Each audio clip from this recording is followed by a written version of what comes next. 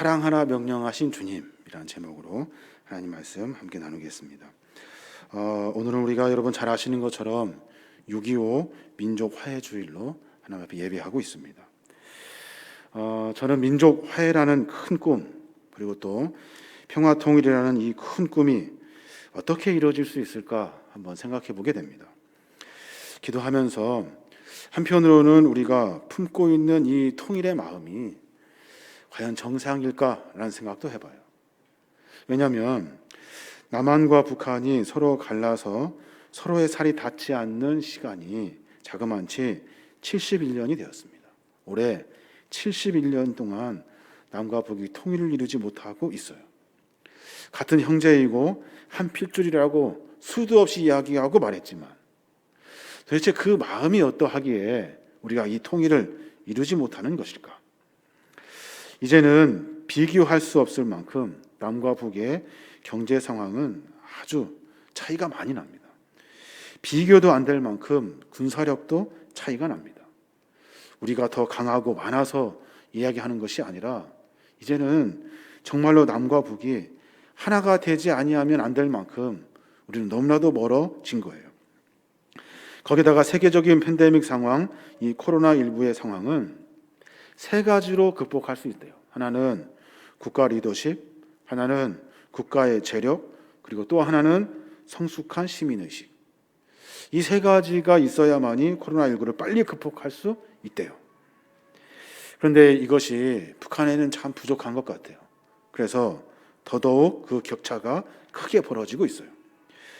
북한은 열악한 경제 사정과 국제적인 고립으로 말미암아 북한이 코로나19를 방어할 수 있는 최고의 방법이 뭐냐면 자기 스스로 또 봉쇄하는 일이에요.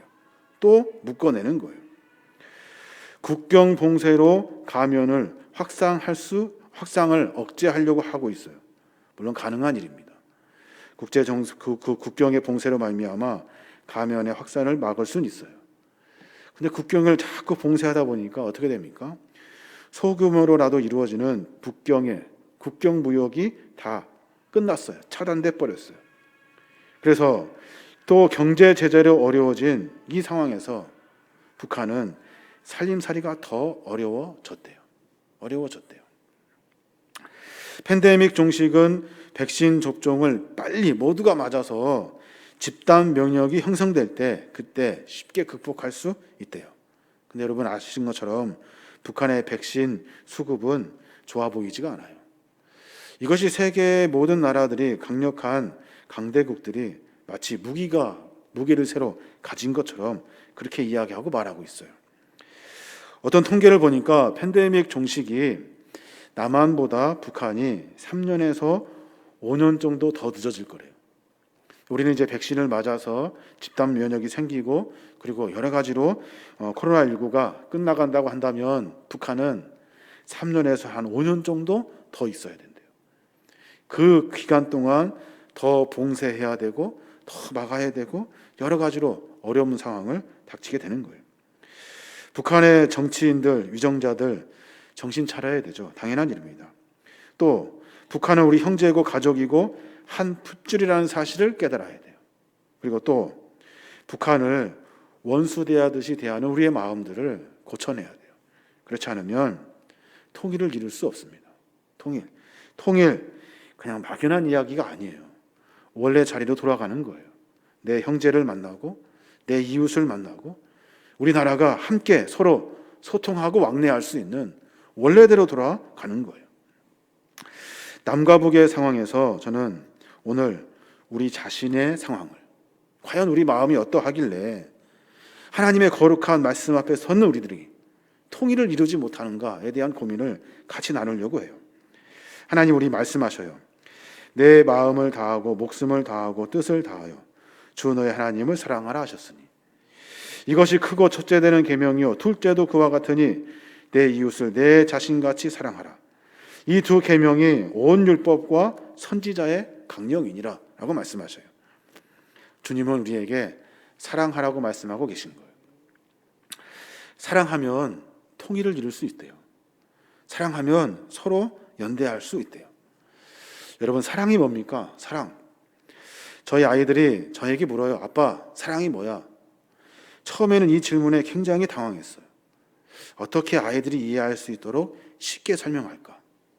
제가 고민하고 금방 아이들에게 이렇게 얘기해 줬어요. 사랑은 마음과 마음이 통하는 거야. 마음과 마음이 통하는 것. 아빠가 너희들을 사랑하는 마음, 너희들이 아빠를 사랑하는 마음이 통하는 것이 사랑이야. 참 멋있게 이야기한 것 같아요. 여자와 남자의 마음이 서로 통해야 사랑이잖아요. 남편과 아내의 마음이 통해야 서로 사랑이잖아요. 그런데 여기서 통하다는 말, 이 말은 서로의 마음을 안다는 거죠. 마음이 전달되고 그 마음이 받아지고 다시 전달되는 것이 사랑이다 라고 저는 설명한 거예요. 근데 그것이 다가 아니더라고요. 그것이 다가 아니에요. 참 어리석다라는 생각이 들어요. 사랑은 그런 것이 아니에요. 마음과 마음이 통하다는 말은 내 마음을 알아주길 원하는 거고 그의 마음을 내가 알기를 원하는 거잖아요. 내가 원하는 것이 있다는 거예요. 그리고 상대방이 원하는 것이 있다는 것을 아는 거예요. 그걸 서로 맞춰주는 것이 사랑일까요? 그렇지 않아요. 마음과 마음이 통하는 것이 아니라 마음을 주는 것이 사랑이에요. 상대방이 어떻든 간에 내가 사랑하는 마음을 주는 것, 그것이 사랑이에요. 이 사랑의 원리를 잘 깨달으면 오늘 본문의 말씀은 쉽게 이해가 됩니다. 주님 뭐라고 말씀하셔요? 지금 사랑하라고 말씀하시는데 이 사랑을 명령어조로 말씀하고 계셔요. 사랑해. 하나님 사랑해. 이웃도 사랑해. 그러면서 구체적으로 방법을 말씀하셔요. 마태복음 22장 37절에 예수께서 이르시되 내 마음을 다하고 목숨을 다하고 뜻을 다하여 주 너의 하나님을 사랑하라. 이것이 첫째 되는 계명이래요. 계명, 하나님의 명령이라는 거예요. 사랑해 라고 우리에게 명령해 주시는 거예요. 우리는 내가 무엇을 받을 것이 있을 때, 내가 무엇이 얻어지는 것이 있을 때 내가 헌신하고 사명을 감당하고 수고하고 목숨을 다할 수 있다고요. 그런데 하나님은 그런 생각하지 말고 무조건 사랑부터 해 라고 말씀하고 계시는 거예요. 계명이라고 하는 것은 절대 명령을 말씀하셔요. 지켜, 그렇게 해 라고 명령하는 거예요. 사랑해. 이 본문에서 빠진 이야기가 뭐예요? 늘 우리가 생각했듯이 상대방이 어떠한지가 빠졌어요. 내가 사랑하면 저 사람도 나를 사랑해 줘야 될 거 아니에요? 그래야 이게 사랑이 되잖아요. 하나님 우리를 사랑하시는지는 알겠어. 이게 알 수 있겠을 것 같아요. 근데 이웃을 어떻게 사랑해요? 이웃이 어떠한지를 나한테 알려줘야 될 거 아니에요. 그래야 그 사랑이 교통이 된다고요. 근데 주님은 그런 생각하지 말고 그냥 사랑해 말씀하고 계시는 거예요. 사랑은 명령으로 되는 것이 아니잖아요. 사랑해 하면 사랑이 됩니까? 사랑이 안 돼요. 사랑의 가장 숭고한 이유는 뭐냐면 사랑은 자기도 모르는 사이에 자발적으로 일어나는 거예요. 어느 순간 그 사람을 사랑하게 되는 거예요. 내가 이러면 안 되는데 그런데도 내 안에 사랑이 생기는 거예요. 이거라고요. 그런데 사랑을 강요해요. 사랑해. 명령하듯이 사랑해. 그럼 이게 사랑이 됩니까? 우리가 생각할 때 그런다고요. 근데 주님은 우리에게 분명하게 명령하고 계셔요. 왜? 우리에게 주님은 목숨을 다하고 뜻을 다하고 나를 사랑하듯이 하나님을 사랑하라고 말씀하셨고 또 똑같이 이웃을 그렇게 사랑하라고 명령하고 계셔요. 참 이해하기 어려운 일이에요. 왜 주님이 교감이 되어야 하는 사랑을 왜 우리에게 일방적으로 명령하셨을까? 그 이유가 두 가지인데 하나는 우리를 하여금 성숙하게 하시기 위해서 그래요. 성숙하게 하시기 위해서. 사람이 가장 많이 급격하게 성장하고 성숙하는 단계가 있대요. 그것이 언제냐면 누군가, 무언가를 사랑할 때 성장한대요. 하나님을 진심으로 사랑하면 그 사람의 신앙은 성장하게 되어 있어요. 사랑은 사람을 가장 많이 성숙하게 만드는 힘을 가지고 있어요. 그래서 내가 하나님을 사랑하면 하나님의 사랑 안에서 내 삶이 성숙되는 거예요. 어렵고 힘든 일이지만 내가 누군가를 돕고 사랑하며 헌신하면 그러면 내가 내 가진 것이 그쪽으로 가기 때문에 내가 손해나는 것이 아니라 어느 순간 내가 성장하게 되어 있다는 거예요. 여러분 한번 생각해 보십시오. 예수님 사랑할 때, 처음 예수님을 사랑할 때, 그때 우리의 믿음이 자라기 시작했다고요.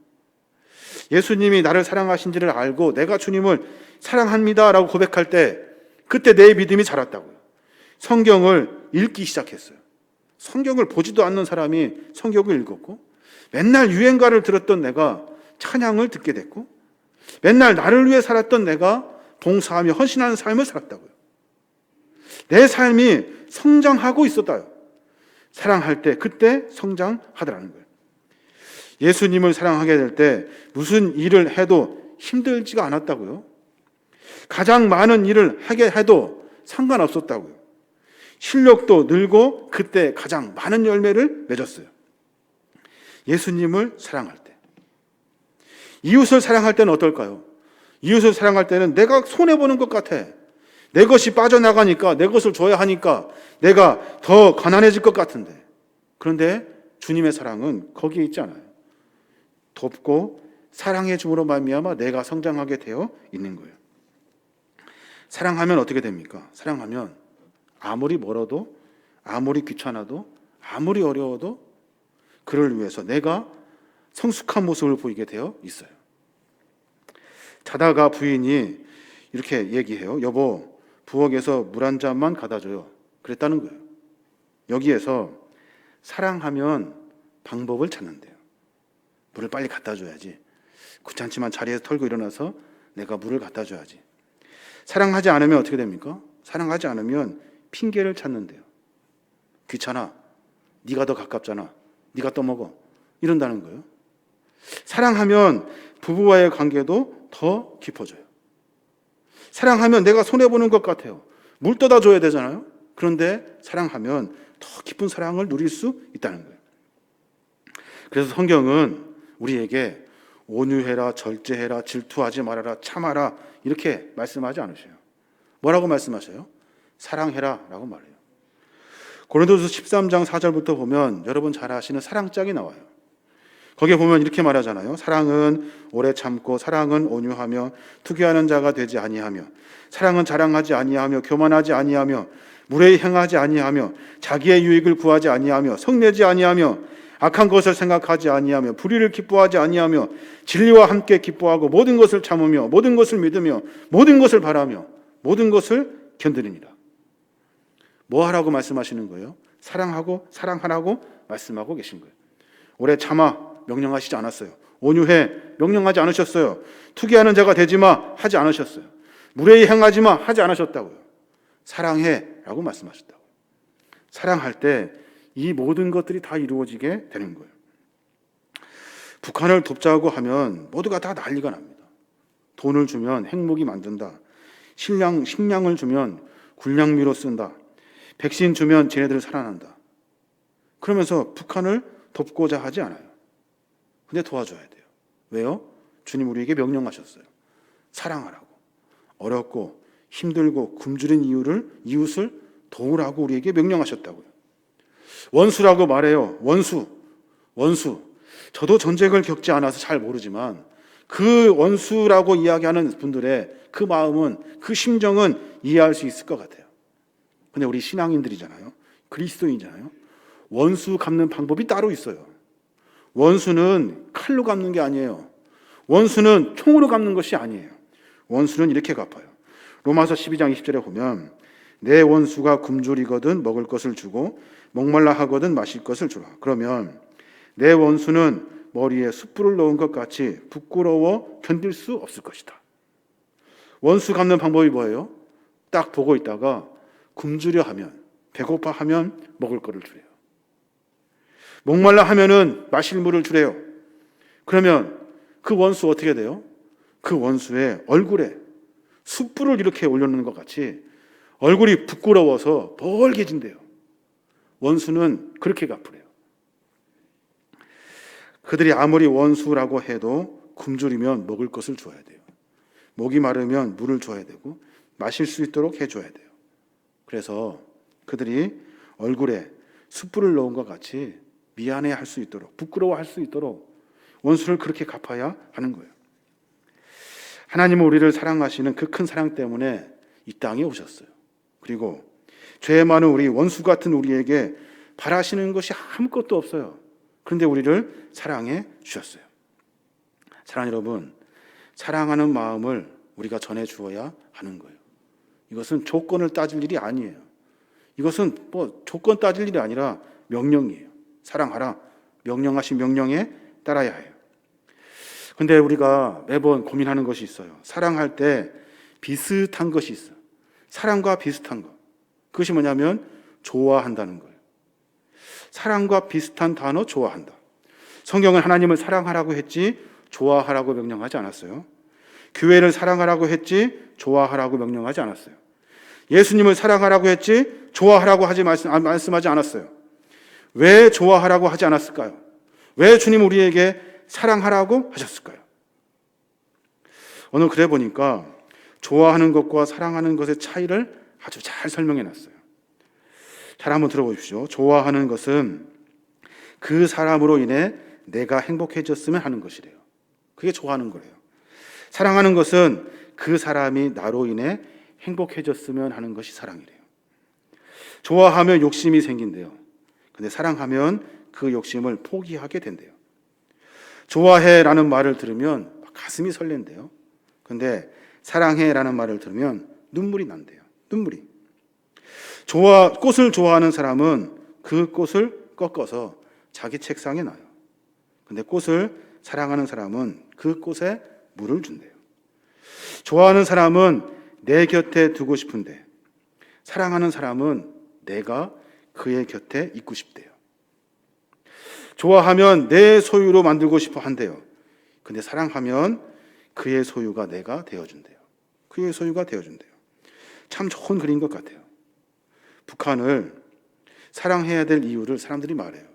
뭐라고 말하냐면 거기에 통일되면 광물도 있다. 값싼 노동력도 있다. 개발 안 된 땅도 있다. 대박나는 땅이다. 좋아할 것이 참 많다. 그러니까 사랑해 줘야 한다. 그러니까 통일이 안 되는 거예요. 그러니까 그 좋아하는 마음, 그 마음으로 북한을 대하니 그러니 통일이 안 되는 거예요. 하나님을 좋아하면 내 소원을 이루는 마술램부처럼 돼요. 그런데 하나님을 사랑하면 내가 하나님의 소유가 되어가지고 하나님이 원하시는 일을 하게 되어 있어요. 또 내가 하나님을 좋아하면 내가 가는 길에 늘 함께 해달라고 그렇게 기도해요. 그런데 내가 하나님을 사랑하면 주님 가시는 길에 나도 가겠습니다 하고 기도한대요. 하나님을 좋아하는 사람은 하나님이 나에게 찾아오기를 기다린대요. 근데 하나님을 사랑하는 사람은 하나님께로 날마다 가까이 나아가려고 한대요. 여러분 생각해 보십시오. 여러분은 하나님을 좋아하십니까? 하나님을 사랑하십니까? 그래서 사랑은 명령인 거예요. 내 조건과 상황을 맞춰서 하는 것이 아니라 사랑은 그래서 명령인 거예요. 오늘 본문을 읽으면 우리 마음속에 하나님을 사랑하는 마음을 갖기가 참 어렵다는 것을 깨닫게 돼요. 주님은 왜 우리에게 사랑하라고 명령하셨을까? 왜냐하면 우리를 성숙하게 하시려고, 한 단계 더 앞으로 나아가 주님의 귀한 사랑을 깨달아 알게 하려고. 한 가지 더 고민해 보면 주님이 우리에게 사랑을 명령하신 이유가 있대요. 그 이유가 뭐냐면 사랑은 내 감정으로 하는 것이 아니라는 사실을 가르쳐 주려고 하시는 거예요. 여러분, 사랑처럼 감정적인 것이 없어요. 내 기분에 따라 사랑하고 안 하고 한다고요. 사랑하라는 명령, 사랑이 명령이 되지 않고 감정으로 나오면 그 감정은 금방 식어버리고 말아요. 우리가 왜 이렇게 하나님을 사랑하는 마음이 식었다가 열받았다가 식었다가 이렇게 하는 겁니까? 왜 이렇게 들쑥날쑥인 거예요? 왜 그러냐면 내 감정으로 하나님을 사랑하기 때문에 그래요. 교회를 사랑하고 하나님을 사랑하는 이 중흥한 사랑, 이 중요한 사랑, 이것이 주님의 명령인지 안다면 내 감정은 중요하지 않아요. 크고 작은 서운한 일 때문에 섭섭하지 않아요. 실망감, 소외감, 그렇게 뜨겁게 하던 많은 일들을 내려놓지 않아요.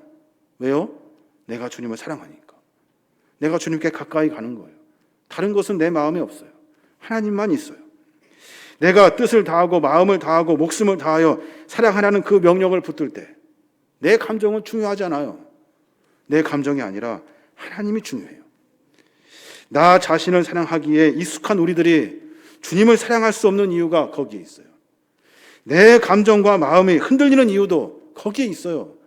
내가 매번 기도하면서 사랑한다고 말하지만 그 사랑이 가짜고 뻥인 이유는 내 감정으로 주님을 사랑하기 때문에 그래요.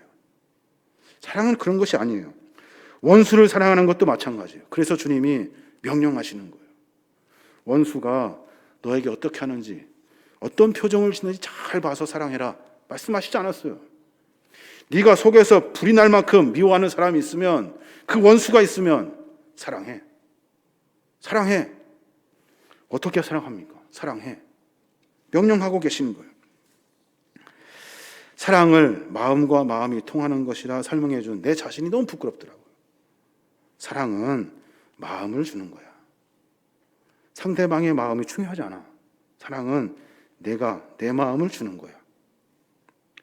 하나님과 이웃을, 그리고 나를 위해 좋아하는 것들이 아니라, 그 이웃, 하나님과 이웃을 사랑하는 것, 이것이 나를 위해 좋아하는 것들이 아니라 하나님을 위해서, 이웃을 위해서 내가 내어줄 수 있는 사랑을 하는 거예요.